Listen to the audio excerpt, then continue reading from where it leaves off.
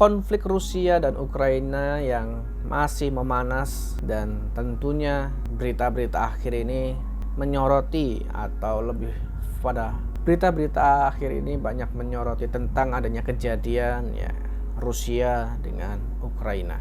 Lalu sebetulnya bagaimana sih sejarah antara kedua negara ini dan mengapa mereka bisa saling singgung atau terjadinya konflik yang sedemikian ini? Bersama gue Ian Jovial di channel Cari Tahu.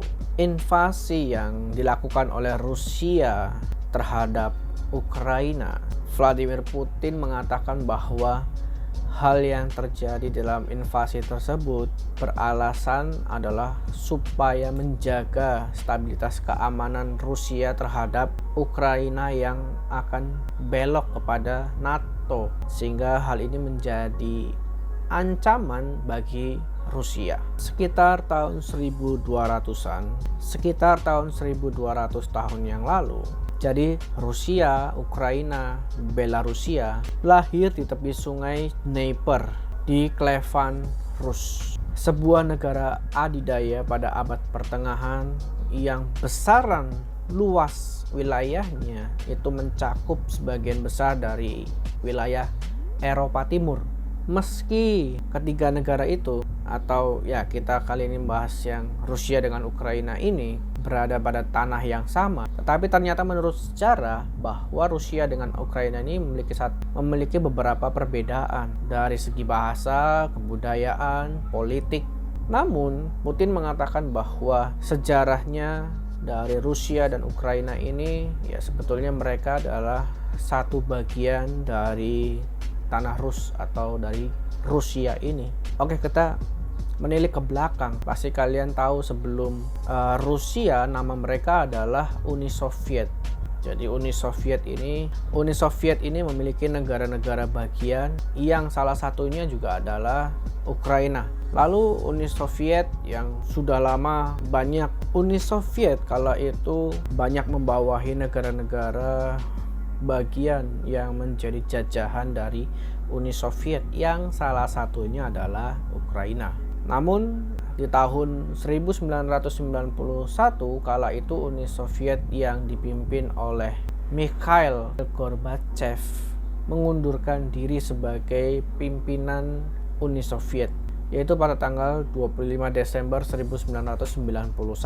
Pengunduran diri dari Gorbachev ini sebagai tanda keruntuhan dari Uni Soviet. Dari adanya peristiwa ini, maka 90% warga dari Ukraina menyetujui referendum untuk kemerdekaan dari Ukraina. Kala itu presiden dari Rusia, Belarusia, Ukraina saling bertemu bersama-sama di dalam konferensi untuk membubarkan Uni Soviet sesuai dengan apa yang menjadi konstitusi tertulis di dalam Uni Soviet. Dengan demikian maka Ukraina merdeka secara de jure atau secara hukum dan diakui oleh komunitas internasional. Setelah Ukraina merdeka, hubungan antara Rusia dengan Ukraina mulai memanas sejak Presiden Rusia kala itu adalah Viktor Yushchenko. Selama periode kepemimpinan dari Yushchenko, Ukraina ini memilih lebih dekat dengan Uni Eropa ketimbang Rusia. Sejak kejadian itulah maka hubungan antara kedua negara itu saling memanas. Hubungan kedua negara ini mulai mereda saat pemilihan presiden di 2010, yaitu presiden dari Ukraina yang terpilih adalah Viktor Yanukovych. Yanukovych ini adalah seorang pemimpin yang memiliki kedekatan dengan Rusia dengan tujuan supaya membawa Ukraina ini bisa lebih dekat dengan Moskow sebagai ibu kota dari Rusia. Di tahun 2013, Ukraina mengalami krisis ekonomi karena seperti yang tadi sudah disampaikan bahwa kepemimpinan dari Yanushchenko itu lebih dekat dengan Rusia, maka keterlibatan antara Ukraina dengan Rusia semakin dekat. Lalu integrasi ekonomi dengan Uni Eropa, lalu integrasi ekonomi dengan Uni Eropa. Karena keputusan dari Yanukovych ini yang pada akhirnya membawa massa dari Ukraina ini yang menentang keputusannya.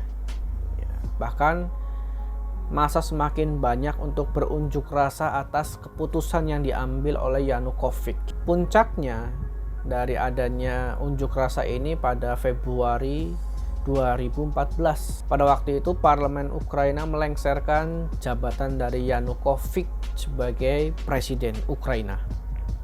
Pelengseran yang dilakukan oleh parlemen Ukraina terhadap Yanukovych maka menjadi konflik yang semakin memanas antara Rusia dengan Ukraina.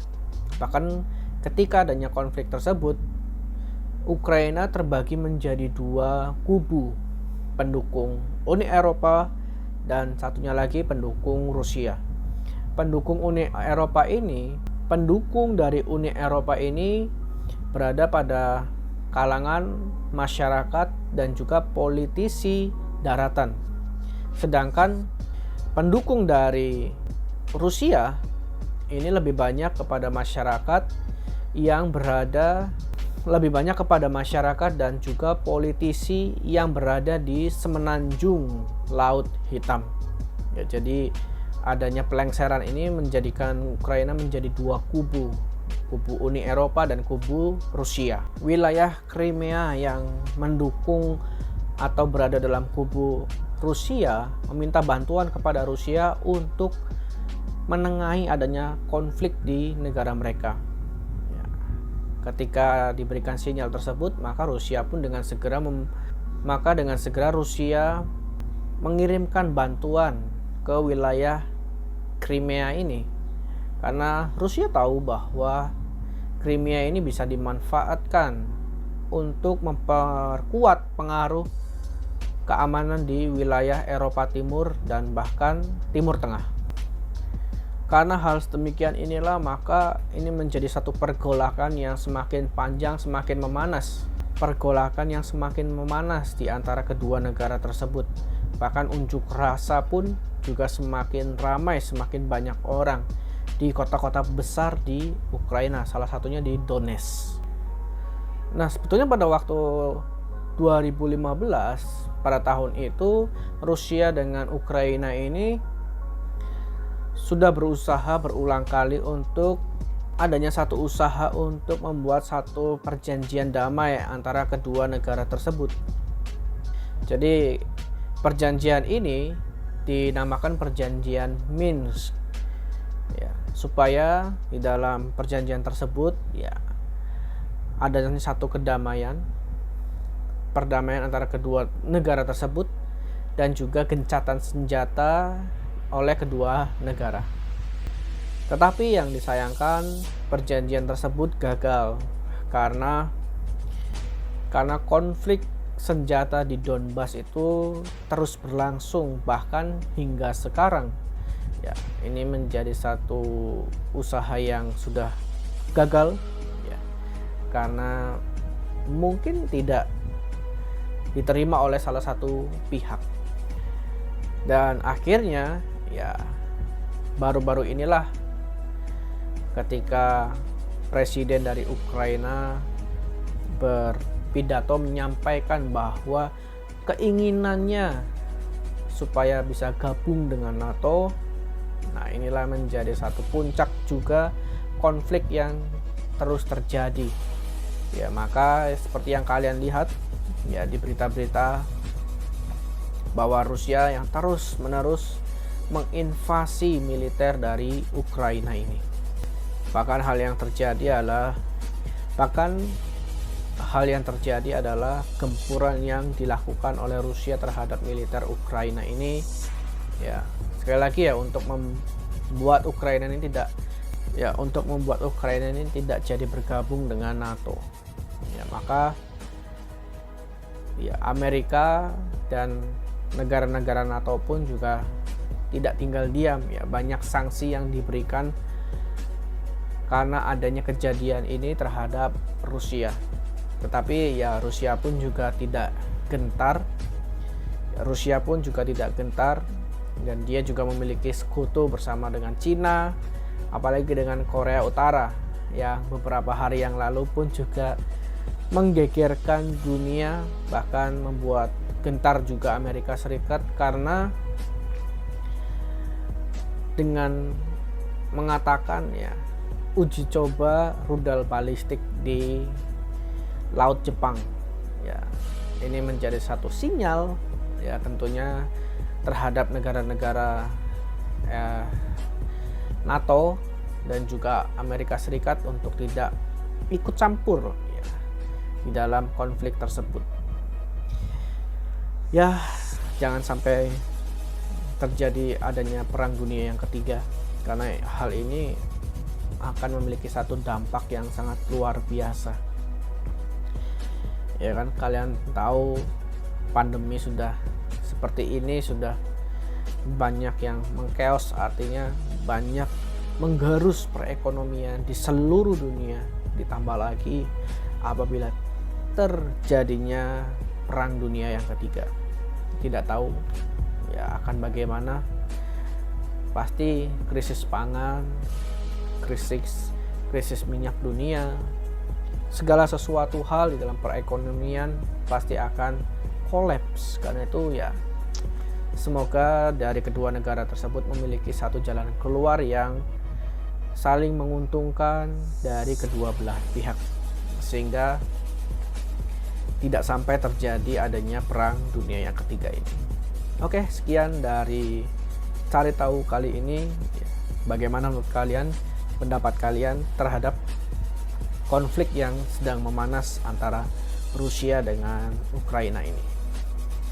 Jangan lupa klik like ya jika kalian suka pada video ini, dan terus dukung channel Cari Tahu dengan klik subscribe. Terima kasih.